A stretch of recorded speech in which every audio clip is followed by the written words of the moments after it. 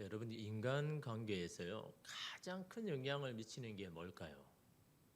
물론 많은 시간을 가지고 또 많이 만나는 것도 인간 관계에 영향을 끼치지만 가장 영향을 끼치는 게 이 친밀감입니다. 여러분, 이 친밀감이라는 게 뭘까요? 다른 여러 가지 뜻을 이렇게 제쳐두고라도 간단하게 말하면 내가 누군가에게 수용이 되고 받아들여졌다라고 느꼈을 때 이 친밀감이 생기는 거죠. 내가 그 사람에게 받아들였다는 것은 뭘 이야기하는 겁니까? 내가 어떤 말을 해도 이 사람은 이해하고 받아주고 수용할 것이라는 그렇게 확신이 여러분이 친밀감 아닙니까? 그래서 이 친밀감이 생기면요 어떤 말도 스스럼없이 이야기하죠. 나의 연약함, 부족함, 또 나의 약점, 장점 이런 것도 다 이야기합니다. 오픈합니다. 왜냐하면 그 사람은 어떤 말을 해도 다 받아줄 것이라고 여기니까. 그래서 여러분, 인간관계에서 이 친밀감은 굉장히 중요합니다. 그래서 우리가 가정에서나 누구 직장 동료에서나 이런 친밀감이 가질 수 있는 사람이 많은 사람이 이 정신적으로도 마음으로도 참 건강한 사람인 거죠. 그래도 당신을 이해하고 싶다라는 책을 쓴 데보라 테넌 박사는 이 여성과 남성이 이 자신들의 문제를 해결하는 이 방식, 풀어가는 방식이 너무 다르다라는 것을 이야기합니다. 그래서 이런 차이를 이해하고 존중하지 아니하면 부부라도 이성 사이라도 이 친밀감이 사라질 수 있다라고 이렇게 이야기합니다. 예를 들어서 여러분, 여성들은 어떻습니까? 문제에 관한 이야기를 나누면서 결속을 다지죠. 한 여인이 자신의 문제를 고백하면 의뢰 또 다른 여인도 자신의 문제를 끄집어냅니다. 그럴 때 두 사람 사이에 이 동질감이 싹트는 거죠. 그래서 여러분, 이 두 사람 사이에 이 대화의 핵심은 무엇입니까? 문제 해결이 아닙니다. 이 문제가 해결되면 그들은 또 다른 이야기거리로 또 다른 문제를 찾아낼 것이기 때문에 그 대화 자체가 핵심이지 문제는 대화를 시작하기 위한 수단일 뿐이다라는 거죠. 그것이 여성이 문제를 해결하는 방법입니다. 대화를 해서 문제를 풀려고 하는 게 아니라 그 대화를 통해서 나와 그런 똑같은 상황이 있는 사람이 있는 것, 그걸 아는 것 자체가 힘이 되고 위로가 되는 겁니다. 그래서 그런 문제를 풀어놓으면서 서로 간에 이 끈끈한 그런 사람이 있다는 것 자체로 이런 풀어지는 것이지 대화를 한다고 이런 그 문제가 풀어지는 건 아니지 않습니까? 그런데 반면에 남자들은요 다른 남자들에게 자신의 능력을 과시하면서 자존감을 얻는 게 이 남자입니다. 남성 안에서 그래서 자신의 문제를 인정한다는 것은요 자신의 무능력함을 인정하는 것을 그렇게 받아들인 겁니다. 그래서 웬만하면 남자들은요 자신의 문제를 끄집어내지 않습니다. 그래서 이런 남성들이 만나면 주로 뭐 이야기합니까?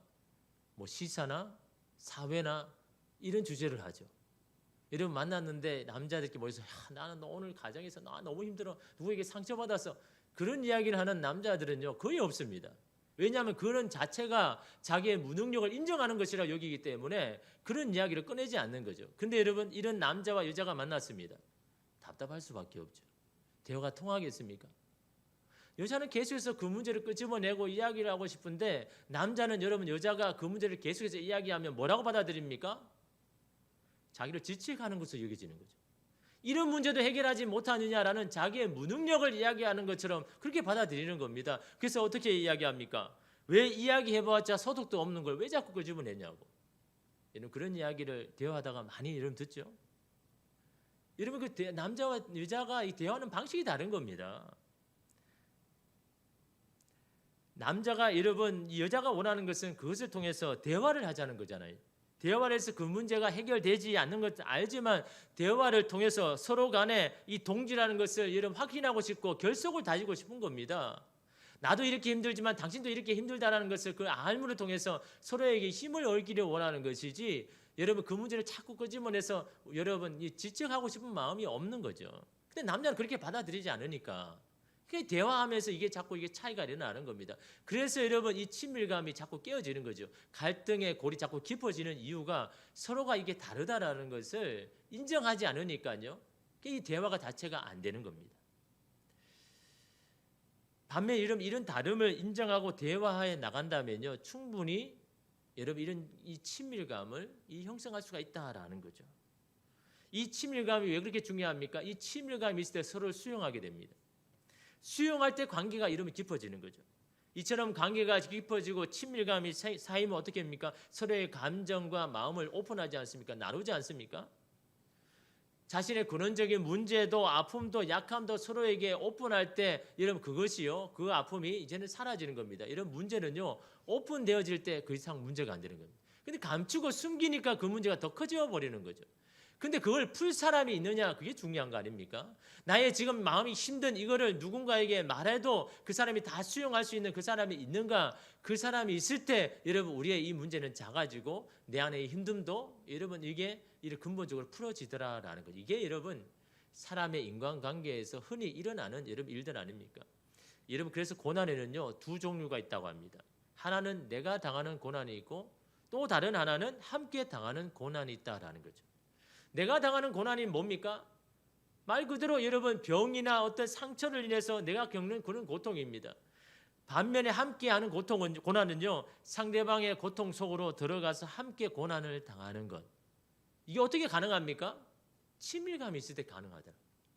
친밀감이 있을 때 서로의 마음을 사실 공감할 때 그때 이게 가능한 겁니다. 예를 들어서 어떻습니까? 엄마는 아픈 자식과 함께 고통을 겪지 않습니까? 자기가 겪는 것도 아닌데.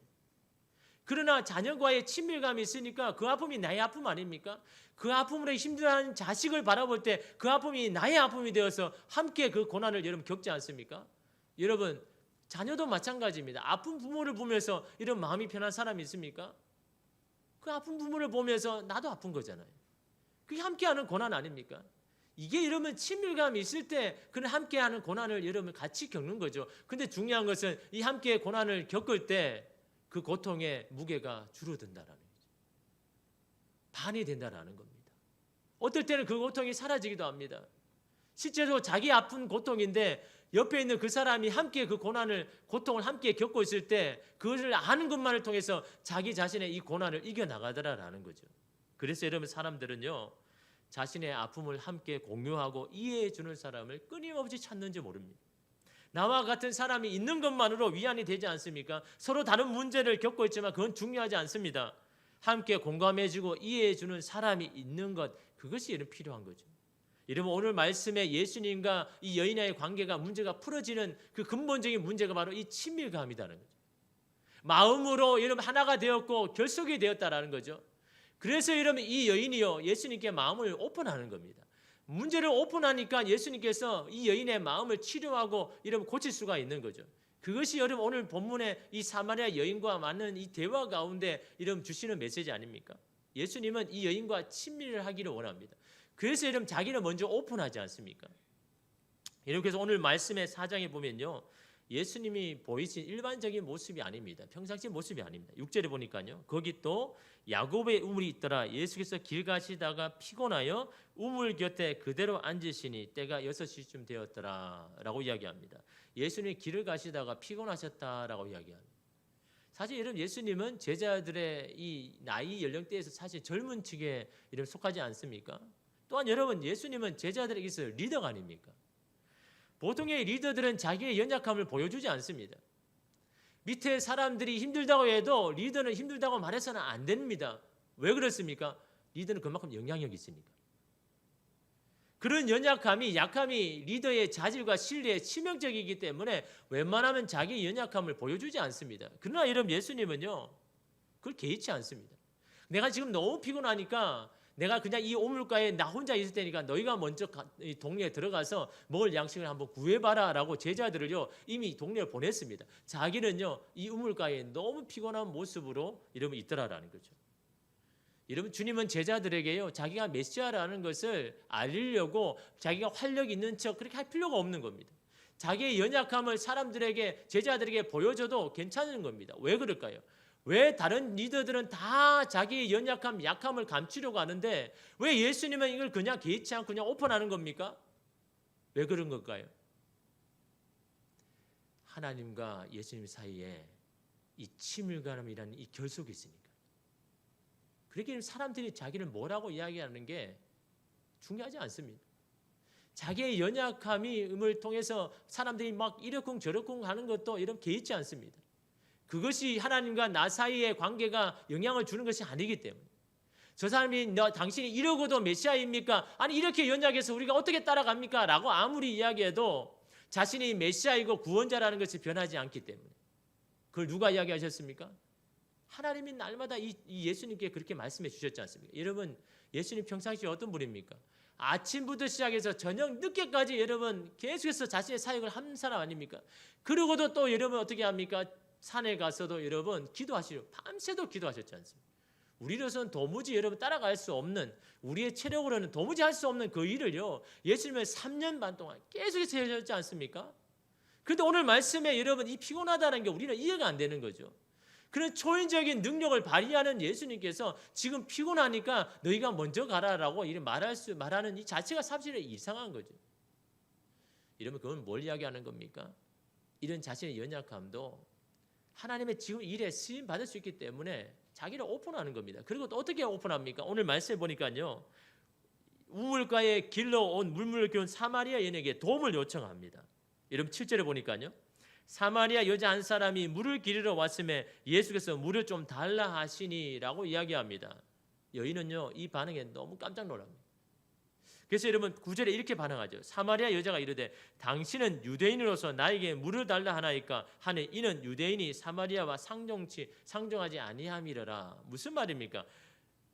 질책을 하고 있는 겁니다. 당신이 유대인 남자라면 이러면 안 되는 거지 않습니까? 이거는요 정상이 아닙니다. 당신은 이래서는 안 되는 겁니다. 나를 봤다 그러면 당신은 뒤로 물러가든지 도망을 가든지 아니면 멀리 그냥 뒤돌아가든지 해야 되지 않습니까? 이게 내가 아는 일반적인 유대인 남자인데 당신은 유대인 남자면서 왜 이렇게 자신의 명예도 모르고 자신이 이걸 통해서 다른 사람에게 명예가 시술된다는 것 그것도 알지 못합니까? 라는 이 질책을 하고 있는 겁니다. 이 사마리아 여인이요. 여러분 여인은 어떻습니까? 아무도 없다고 생각해서 이 우물가에 왔는데 누군가 있는데 그것도 이러면 유대인 남자입니다. 그 마음이 굉장히 불편한 거죠. 그래서 여러분 어떻게든 이 상황을 빨리 해결하고자 그냥 이 유대인 남자를 그냥 못 본 척하면서 그냥 물을 기르러 가는데 당연히 이 유대인 남자는 자기를 보면 그냥 뒤로 물러서든지 그냥 우물가에 떠나든지 할 것인데 여전히 그 자리에 있으니까 참 당황스러운 거죠. 그러면서 자기의 말을 걸면서 이 물을 요구하고 있는 겁니다. 이에 예수님은요 이 여인에게 지금까지 지긋지긋한 삶을 바꿀 수 있는 비결을 이야기해 줍니다. 10절에 보니까 예수께서 대답하여 이르시되 내가 만일 하나님의 선물과 또 내게 물 좀 달라는 이가 누구인지 알았다면 내가 그에게 구하였을 것이고 그가 생수를 내게 주었을 것이다. 다시 말하면요. 네 눈앞에 있는 내가 너의 근본적인 문제를 해결할 수 있다는 것을 네가 알았다 그러면 너는 나에게 그걸 요청했을 것이다. 구했을 것이다. 근데 네가 지금 나에게 그걸 구하지 않는 것은 내가 누구인지를 알지 못하기 때문이다라고 그렇게 이런 말씀하고 있는 겁니다. 다시 말하면 이 여인의 인생을 바꿀 수 있는 것은 자신을 진정으로 사랑해주는 남편을 다시 만나는 것도 자신의 신세를 이해해주고 받아주는 사람도 아니다라는 거죠. 내가 물 좀 달라라고 내게 달라라고 하는 이가 누구인지를 알았다면 너의 이 근본적인 문제가 해결될 것이라는 것을 말씀하고 있는 겁니다. 예수님은 여인에게 여러분 뭘 주기를 원합니까? 물을 주기를 원하는 것이 아니라 자기 자신을 주기를 원하시는 거잖아요. 그래서 여러분 여인이 뭐라고 합니까? 내가 주는 물은 영원히 목마르지 않을 것이다 라고 그렇게 이야기하죠. 그러니까 여인은 어떻게 합니까? 15절을 보니까 여자가 이르되 주여 그런 물을 내게 주사 목마르지도 않고 또 여기 물 기르러 오지도 않게 하옵소서라고 하는 자기가 알고 있는 그 물이 아닌 좀 신기한 물, 마셔도 마르지 않고 마셔도 갈증이 생기지 않는 그런 물이 있다면 그거 나에게 주십시오라고 여전히 눈에 보이는 그 물을 요구하고 있지 않습니까? 그러나 예수님 주시려 하는 것은 그 물이 아니라 자기 자신이잖아요. 여인은 이 한낮에 사람을 피해서 물을 떠올 수밖에 없는 지금 이 상황 자체가 싫은 것이지 여러분 매일 물을 떠오는 것 물론 힘들죠. 여러분 이게 사실 힘든 게 아니지 않습니까? 근데 여인은 어떻습니까? 지금 이렇게 떠올 수 없는, 떠오지 않아도 되는 이 상황을 바꿔달라고 그걸 할 수 있는 것을 이야기해 돼야 되는데 여인은 뭘 요구합니까? 물을 요구하죠. 내가 이 물을 떠오르지 않게 될 수 있는 이 물을 달라고 이야기하지 않습니까? 왜 그렇게 이야기할까요? 그 문제는 해결될 수 없다라고 생각했기 때문에. 이건 당신도 해결할 수 없다라고 여러분 생각했기 때문에, 마음을 닫아버렸기 때문에. 그래서 이런 본질적인 것이 아닌 비본질적인 것에 문제 삼고 있는 겁니다. 여러분, 우리도 마찬가지죠. 여러분, 가난 그 자체가 문제가 되는 것이 아니지 않습니까? 작은 집에 사는 것 자체가 우리를 힘들게 하는 것이 아니지 않습니까? 나를 인정해주고 나를 이해해줄 수 있는 사람, 마음을 둘 수 있는 사람이 없는 것이 힘든 것 아닙니까?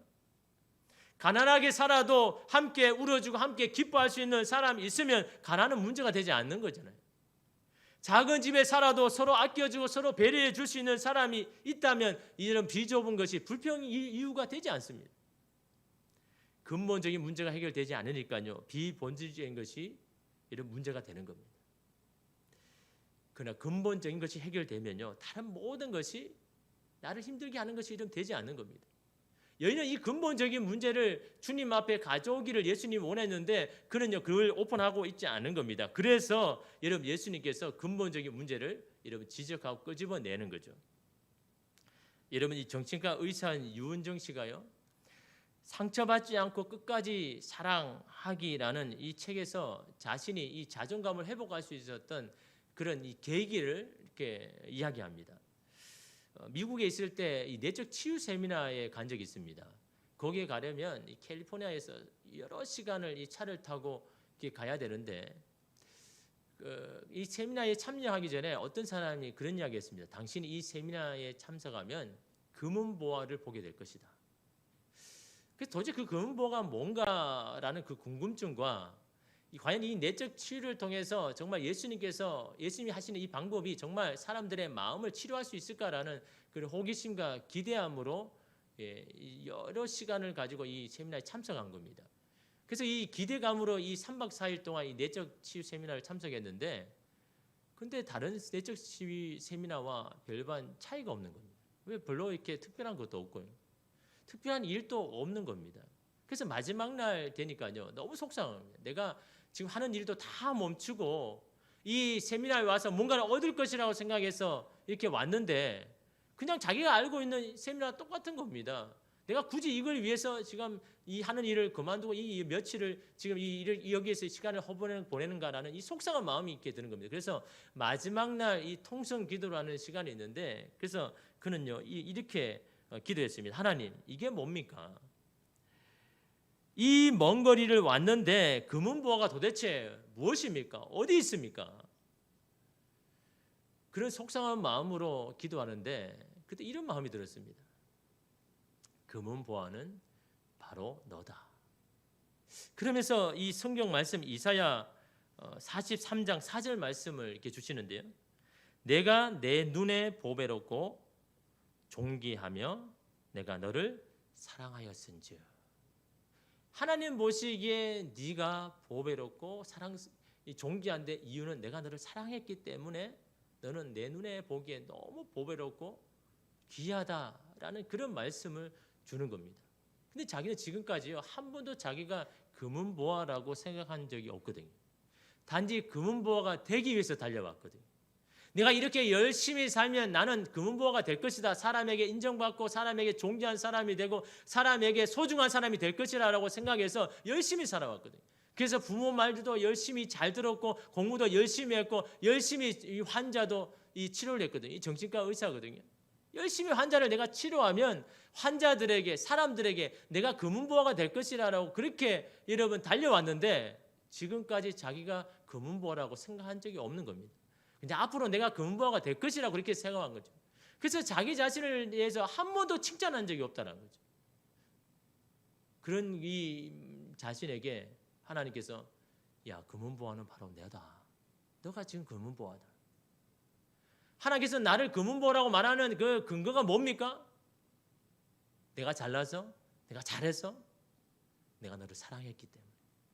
내가 너를 사랑하기 때문에 너는 나에게 금은보화고 보배처럼 존귀한 자다라고 그렇게 이런 말씀하고 있는 겁니다. 하나님은 내가 이루는 성취를 원하는 것이 아니라 나의 그들의 그 모습을 원하신다라는 것을 보게 됩니다.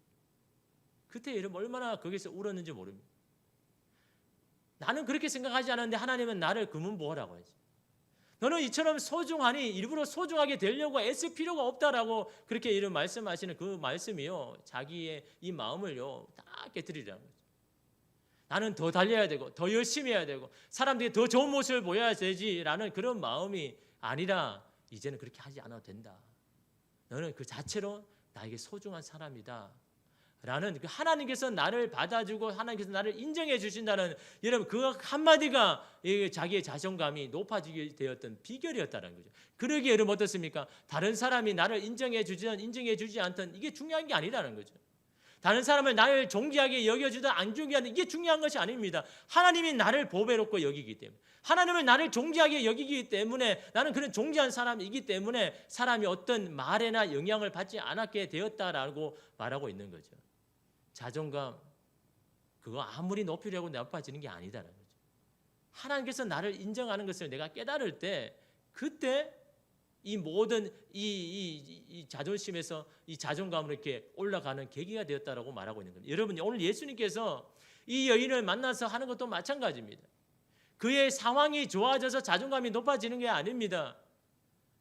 네가 누구인지, 내가 너를 어떻게 사랑하는지 그걸 여러분 알려주고 싶은 거 아닙니까? 그래서 여러분 이 16절 말씀에 예수님은 근본적인 것을 끄집어냅니다. 16절에 보니까요, 이르시되 가서 내 남편을 불러오라 라고 이렇게 이야기합니다. 여러분 갑자기 이 뜬금없이 내 남편을 불러오라고 이야기하죠. 예수님은 이 여인은 뭘 요구했습니까? 영원히 목마르지 않는 생수를 달라고 이야기했는데, 예수님은요 그에 대한 대답으로 네 남편을 가져오라, 데려오라 라고 이야기하는 겁니다. 예수님의 근본적인 답은요, 네 남편을 가져오라. 사실 여러분 이 여인에게 이 남편 이야기는 자기의 수치 아닙니까? 이것 때문에 여러분 지금까지 이 한낮에 이 사람들의 눈에 피해서 여기까지 온 거 아닙니까? 감추고 싶고 이야기하고 싶지 않고 오픈하고 싶지 않는 거 아닙니까? 그런데 예수님은 이걸요 자기의 수치를 드러내고 끄집어내고 있지 않습니까? 이에 여인은 약간 얼버무리면서 이렇게 말합니다. 17절에 보니까 여자가 대답하여 이르되 나는 남편이 없나이다. 여러분 지금까지 여러분 아시다시피 5명의 남편이 있었지 않습니까? 그런데 여러분 이 여인은요, 난 남편이 없습니다. 이 말한 자체는요, 남편 이야기하고 싶지 않습니다. 나는 지난날의 그 수치를 나는 이야기하고 싶고 끄집어내고 싶지 않습니다. 그게 나는 너무 힘듭니다. 그걸 생각하는 자체가 나에게는 너무나 힘든 상처입니다라고 말한 그거거든요. 그게 예수님 뭐라고 이야기합니까? 17절에 계속해 보면요, 내가 남편이 없다 하는 말이 옳도다. 그래, 네 말이 맞다.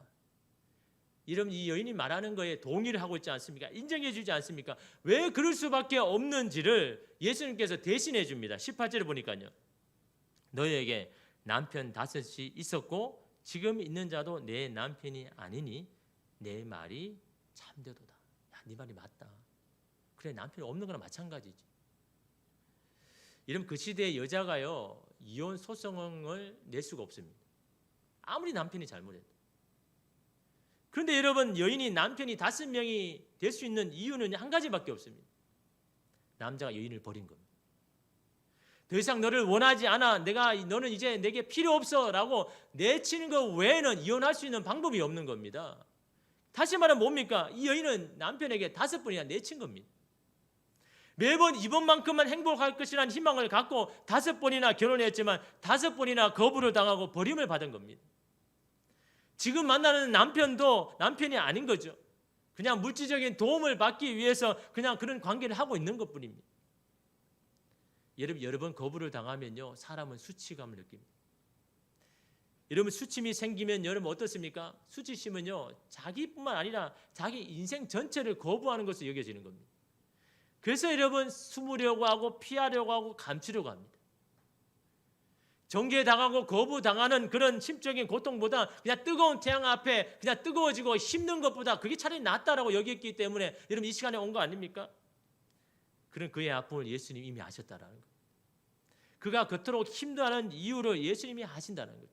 네 잘못이 아니라는 거죠. 네가 잘못 살아서 그런 게 아니라는 거죠. 너의 잘못이 아니고 허물이 아니라 너를 이렇게 버리고 외면하고 거절하였던 그들이 잘못한 거다라는 것을 예수님께 이 여인에게 말하고 있는 겁니다. 사람들은요, 이 여인을 볼 때마다 정죄하죠. 네가 어떻게 살았기에 그렇게 5번이나 거절당하고 내침을 당하느냐, 너에게 문제가 있지 않느냐라는 사람들이요, 그런 자신의 그 모습을 보면서 아무도 위로해주고 인정해주는 사람이 아무도 없는 겁니다. 그래서 여러분 그 동네에서 이런 피해 다니는 겁니다. 사람을 만나지 않는 겁니다. 이 수치심 때문에. 그래서 예수님 뭐라고 이야기합니까? 네 잘못이 아니라는 거죠. 네 허물 때문에 이렇게 내쳐진 게 아니라는 거죠. 그 사람이 잘못한 것이 네가 잘못한 것이 아니다라는, 사실 여러분 여인은 이 이야기를 듣고 싶은 거 아닙니까? 여러분 하나님 앞에 사람 앞에 이야기를 하고 싶은 거 아닙니까? 하나님 내가 뭘 잘못했길래, 내가 뭘 그렇게 잘못했기 때문에 내가 이렇게 해야 됩니까? 살아야 됩니까? 라는 이런 여러분 질문을 여인이 항상 가지고 있지 않았겠습니까? 누구도 그 이야기를 해주지 않을 때 예수님 그 이야기를 하는 겁니다. 그래, 네 말이 맞다. 너는 남편이 없는 게 마찬가지다. 아무도 너를 아내로 여기지 않았다. 여러분 이 말을 여러분 하자 여인이요 마음을 오픈하는 겁니다.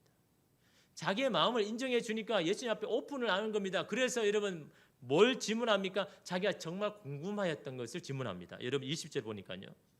우리 조상들은 이 산에서 예배하였는데 당신들의 말은 예배할 곳이 예루살렘에 있다 하더이다. 여러분 정말 이 질문이요 장소에 관한 질문일까요? 정말 그게 사람들이, 유대인들은 예루살렘만 예배해야 된다 그러고 우리가 여기서 베델이나 단에서 지금 여기서 예배하는 거는 아니다라고 이야기했는데 정말 이게 맞습니까? 정말 그냥 어떤 이 사실적인 것을 여러분 물었을까요? 지금까지 여러분 여인의 지금 살아왔던 마음, 그런 여러분 심정을 가지고 여러분 이 질문을 했다라면 어떤 질문이겠습니까?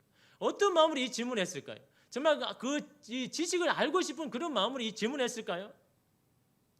근본적인 물음은요 바로 이겁니다. 하나님도 자신들을 차별하고 거부하십니까? 당신도 나를 거부합니까? 나는 하나님을 믿는데 우리가 사마리아라는 사람 때문에, 우리가 여기서 예배하는 그것 때문에 하나님도 우리를 차별하고 거부합니까? 사실 여러분 이게 근본적인 질문 아닙니까? 근본적인 물음 아닙니까? 사람도 자신을 거부하고 정죄하는데 하나님도 그러십니까? 라는 그런 마음이 이 질문 안에 있는 겁니다. 지금 여인이 이렇게 힘든데 여러분 어디서 예배하는 거 그게 중요한 게 아니잖아요. 그죠? 예루살렘에서 예배하는 게 맞는 것인지 이 사마리아 땅에서 예배하는 게 맞는 건지 그거 아는 게 여러분 중요한 게 아니잖아요. 여러분 이게 이 여인이 지금 편한 상태입니까? 좋은 상태입니까? 행복한 상태입니까? 그렇다면 그냥 그 지식 하나 아는 것으로 그냥 예수님께 물어봤겠죠. 그러나 여러분 예수님께서 예수님 앞에 이 질문한 건 그런 마음이 아닌 겁니다. 사람은 다 거부해도 주님 또 나를 거부하실 겁니까? 내가 사마리아 여인이라는 것 때문에 내가 5번이나 남자에게 거부당하고 내침을 당했고 버림을 당했는데 그런 나도 하나님 거부하십니까? 사실 여러분 이 근원적인 질문 이거 아닙니까? 그래서 여러분 예수님께 뭐라고 이야기합니까? 21절에 보면 예수께서 이르시되 여자여 내 말을 믿으라. 사람들의 말을 듣지 말고 내 말을 믿어라. 내 말을 말하는 것을 네가 받아들여라 라고 말하고 있지 않습니까? 이 산에서도 말고 예루살렘에서도 말고 너희가 아버지께 예배할 때가 이를 것이다. 장소에 상관이 없는 그때가 올 것이다 라고 말하는 겁니다. 바로 그때 이때라고 말하지 않습니까?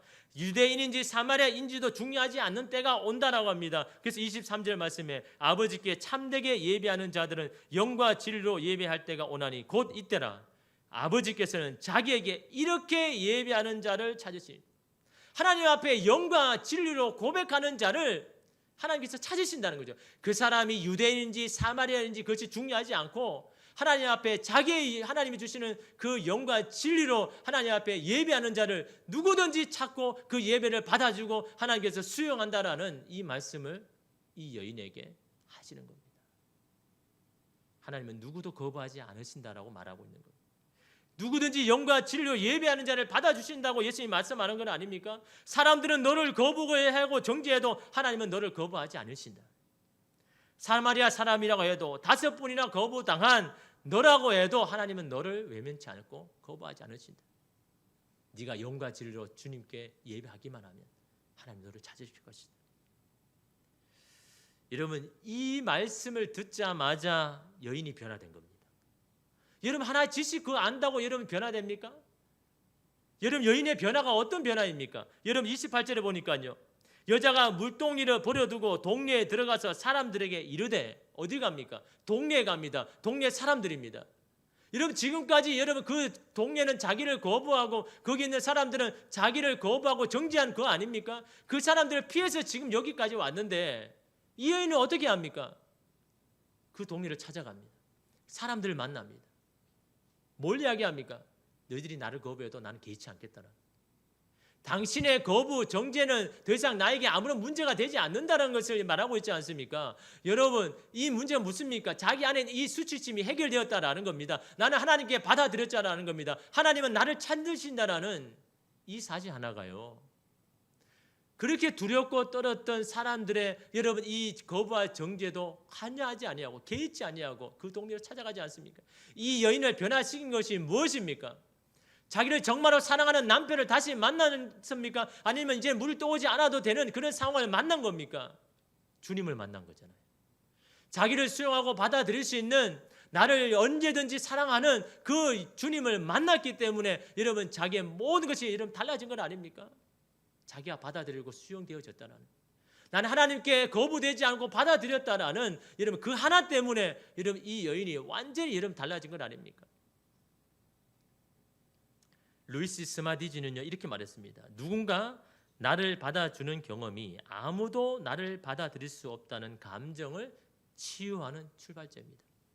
사람들이 나를 거부해서 내 안에 수치심이 있지만 이걸 치료할 수 있는 가장 출발점은 누군가 나를 받아주는 경험. 그것이 출발점이라고 말합니다.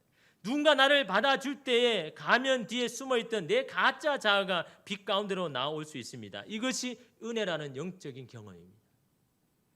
나의 이런 모습, 나의 이런 허물, 이런 모습을 속속이 알고도 나를 사랑하시는 분, 그분이 은혜로 나를 받아주실 때 비로소 우리는 진정한 자유를 여러분 자유를 느낀다라는 겁니다. 묶여있는 것에서 풀려난다는 겁니다. 깊은 상처에서 벗어날 수 있다라는 것을 말씀하고 있는 겁니다. 그래서 여러분 주님은 우리를 찾아오시는 겁니다. 그래서 주님은 우리를 만나기를 원하시는 겁니다. 만나서 우리에게 말씀하는 겁니다. 다른 이야기겠습니까? 나는 너를 사랑하고 나는 너를 보배롭고 존귀하게 여긴다. 나는 네가 어떤 모습이든 나는 너를 거절하지 않고 나는 너를 수용하고 받아들인다. 이것이 여러분 오늘 우리에게 말씀하시는 주님의 그 메시지 아닙니까? 여러분 요한일서 3장 1절 말씀에 보라 아버지께서 어떠한 사랑을 우리에게 베푸사 하나님의 자녀라 일컬음을 받게 하셨는가 생각해 보라는 겁니다. 네가 어떻게 하나님의 자녀가 되고 백성이 되었는지 한번 생각해 보라라는 겁니다. 왜 너를 이렇게 사랑해서 이렇게까지 너희 하나님의 자녀를 삼기 위해서 아버지의 독생자인 예수 그리스도까지 십자가에 죽으면서까지 왜 너를 이렇게 사랑했는지 그 이유를 한번 생각해 보라라고 이런 말하고 있지 않습니까? 우리가 그러하도다.